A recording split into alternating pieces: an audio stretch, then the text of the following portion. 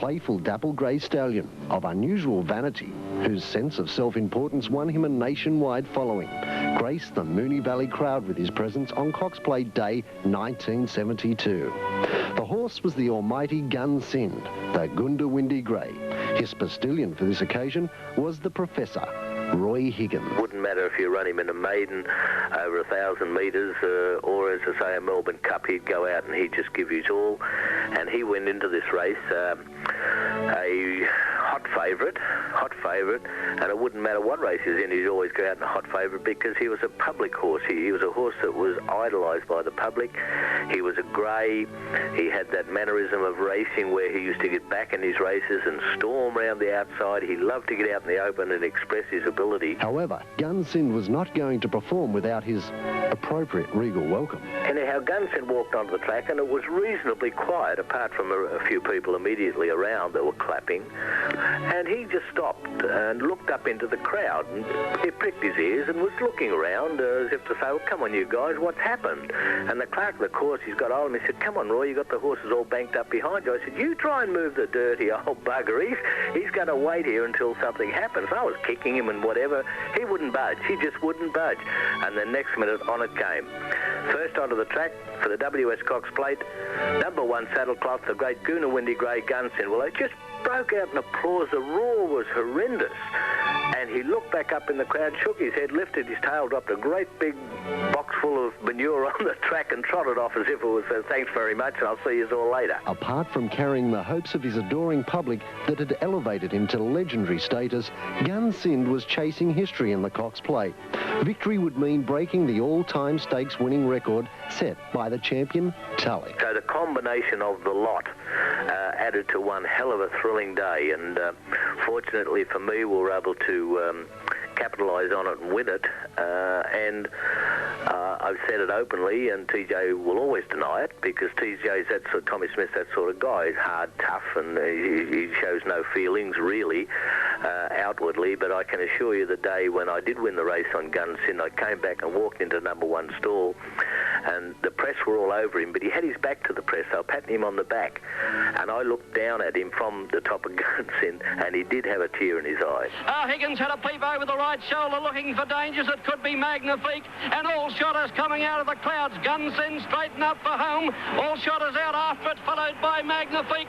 Gun Sind is giving plenty, 100 yards to go. He's got the record. Gun Sind, the greatest horse in this country, has won the money. All Shot second, Magnifique third. Those sort of horses weren't race horses. The way he would carry on with people, generally they're not race horses. They're horses that are either in movies or in circuses.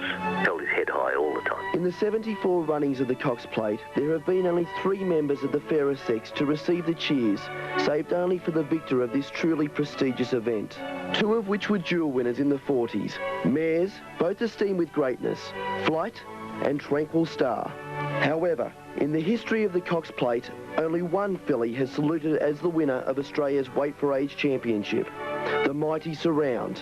A New Zealand-bred grey mare, trained by Jeff Murphy, put together an amazing sequence of 10 wins in 1976, which included the Caulfield Guineas, BRC Oaks, and the Cox Plate.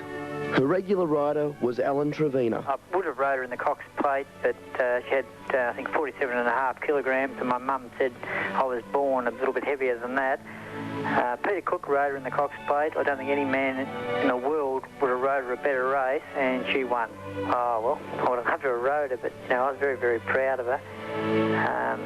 She did what I expected her to do, and just showed the world that she was really a top-class girl.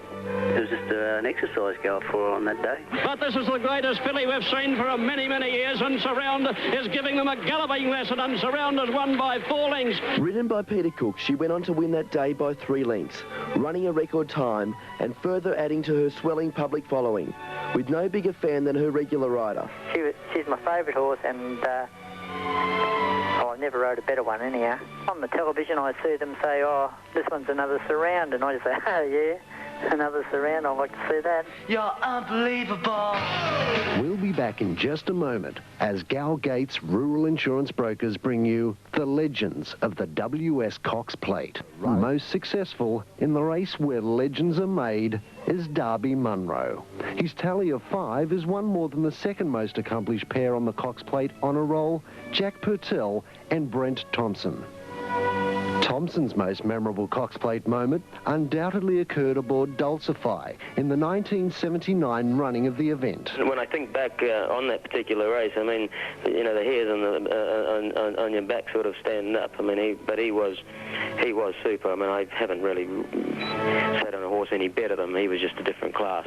You can be biased, I know, but he was certainly, if not the best, one of the best winners of the Cox Plate. Dulcify provided trainer Colin Hayes with the second of his 3 Cox Plate winners.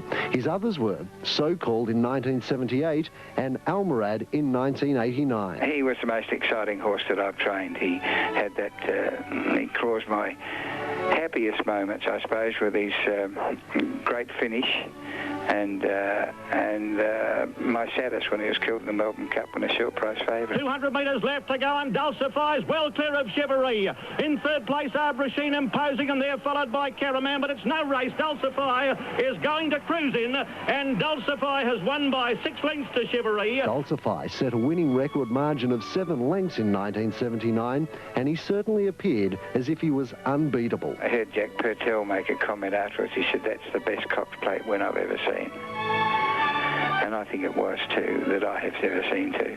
There have been 8 dual winners of the Cox Plate. However, one horse only has completed a treble of wins, earning champion status and making the race his own, Kingston Town. His regular rider was Malcolm Johnston. I've got some great memories of the Cox Plate. I certainly remember the 1981 vividly, being a part of it and being on his back. I remember the 81 Cox Plate. Unfortunately, I was suspended. Same in 82.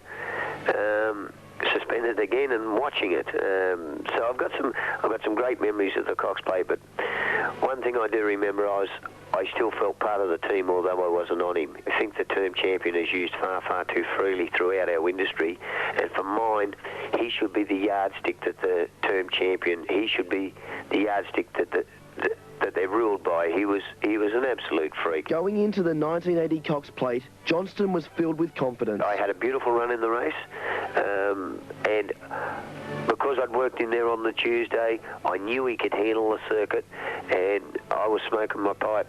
And I remember Bill Collins saying, "We're going to see the real Kingston Town today," and that we did. You know, and when I went past the winning post, I'll never forget, I threw my arm up in the air as people said after the race, "Why'd you do that? Was it a victory salute?" And I said, "No, not really. That was to stick it up the Melbourne press, who dubbed him a Sydney champion." But Kingston Town's cantering.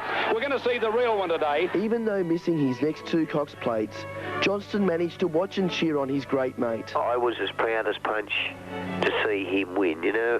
Even though I wasn't on him, I was still Kingston Town's greatest supporter. I'll never forget the third one, and neither will Bill Collins, when he said Kingston Town can't win. I was sitting at home and I said, "Bill, you shouldn't have said that, because this horse can do uncanny things," and he produced it that day. You know, he could make a mug of anyone, that horse. A length and a half, Lawman. Kingston Town can't win. Then L.A. Bajou and the 3-year-old Grosvenor running on. My Axman took the lead from Fearless Pride. Grosvenor coming down the outside is after them. My Axman in front. Grosvenor and Kingston Town flashing. He might win yet, the champ. Grosvenor took the lead. Oh, Kingston Town swamping them. What a run. Kingston Town wins it next to Grosvenor. To win the WS Cox Plate, you have to have fight, a term synonymous with the name Bone Crusher. And that's how they were. 2 heavyweights, Bone Crusher and Our Waverley Star, going pound for pound, blow for blow. Trainer Frank Ritchie tells of his pugilist. He was a street fighter. You know, when it got down to it, as has been obvious by some of his successes, and you know, there's just not many of those around. Jack Dempsey said, the greatest fighter is the one who's when he's down and beaten gets up again. And I guess that pretty much epitomises him. Here come the New Zealanders, our Waverley Star and Bone Crusher. They've raced to the lead. 600 out. Have they gone too early? 2 lengths to Drought, running up to third from Society Bay. They were followed then by Drawn Under the Whip at the head of the others, Dinky Flyer. But our Waverley Star, he got a half length to Bone Crusher. He's gone for the whip on Bone Crusher. 3 lengths to Drought, followed then by Dinky Flyer and Drawn. But the 2 great New Zealanders have come away on the turn. Our Waverley Star, a half-length Bone Crusher. The Big Red won't give in. Drought running on. Bone Crusher responds to the whip. The roars of the crowd. He races up to our Waverley Star. 100 out. Bone Crusher, our Waverley Star. Stride for stride. Nothing in it.